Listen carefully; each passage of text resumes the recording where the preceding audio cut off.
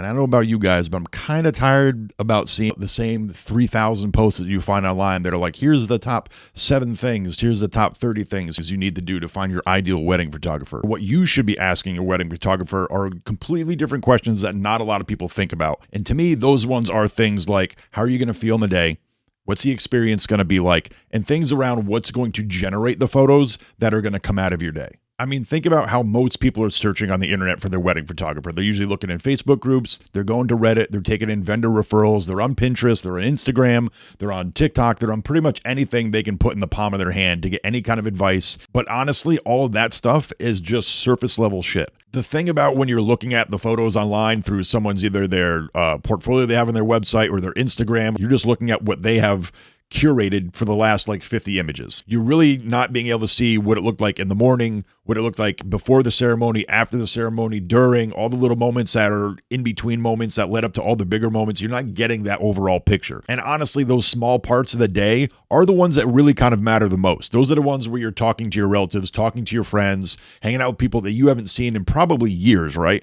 Those are the moments and those are the in-between transition things that happen between what you know is going to happen on your timeline that really make the day feel more full and are probably the moments you're going to look back on the most, to be honest. Those are the ones that are going to be easy to rush by because you're not thinking about them. Those are going to be the ones that if your day isn't structured in a way that actually lets you enjoy the fullness of the day without being pushed to the next thing or worried about getting to the next thing, that you're just going to blow right by them. And you start rushing from one thing to the next thing because the day is just kind of like a checkbox.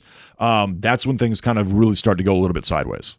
And that's mostly because the initial decisions that you're making when you're looking at wedding photographers online on social media and things like that, it's all this surface level stuff. You're just comparing what one image looks like next to the other, what the aesthetic looks like from one image to the other, what the packaging and pricing looks like from one photographer to the other. It's all that surface level stuff that we were talking about. And when you're seeing things like that, you've kind of got this false idea in your head of like, I'm making good decisions, I'm doing the research, I must be right, and things like that, right? What actually matters is how you're going to feel on the day. How is it going to be? Are we going to be rushed? Are we going to be relaxed and things like that? Because that's what's really going to be hard to see ahead of time. And that's exactly the kind of things that you need to start paying attention to when you're looking for wedding photographers. You need to see how are they going to move with you throughout your day? Are they going to guide you? Are they going to rush you from thing to thing that you need to do on your day with the timeline? How are they going to interact with you? How are they going to be around your guests? Things like that. Like, what's the vibe they're giving off? It's going to determine whether or not you're going to feel rushed or relaxed on the day. On one hand, you can have that one wedding photographer that's a lot of hands-on, very directing, very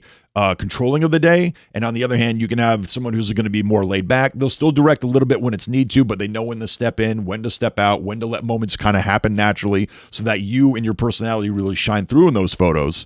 And two of those photographers side by side are going to have completely different photos and it's going to be a completely different vibe. And that right there is exactly why when some couples get their photos back, they don't feel like they see themselves in them. They feel like they're not their photos. And it's not that the photos came out bad or anything. It's just that what they're reacting to 9 times out of 10 is the experience that they remember having when those photos were taken. And if the day felt rushed or overwhelming or like you were just trying to keep up with it the entire time, those are the feelings that are going to come back when you look at those photos, 1, 10, 20, 30 years from now. Even if those photos look great, there's going to be a disconnect between the experience you had and the photos that you got back. So the grand question is, how do you prevent that from happening? And for starters, the first thing you got to do is get really crystal clear on what it is that you do like about wedding photography and what you don't like about wedding photography. Because it's not just about what looks good, right? It's also got to be about what feels good. And the best way that you can do this is to look at full wedding galleries from start to finish and feel what it was like to be there. Can you see yourself in those photos? Did it feel rushed in the photos? Did it feel like it was too posed? Not enough natural, candid stuff in there. All those kind of things add up to the experience that you're going to have on your day, and it's going to affect the overall outcome of those photos. Another thing to keep in mind too is when you're on a call with your photographer, whatever that consultation is that they have, you really want to kind of pay attention to how they're speaking and the passion that's behind it. Like, listen to how they talk about the day. Do they know what it's like to be in your shoes on the day and they're trying to guide you through this whole process? Do they talk about timelines?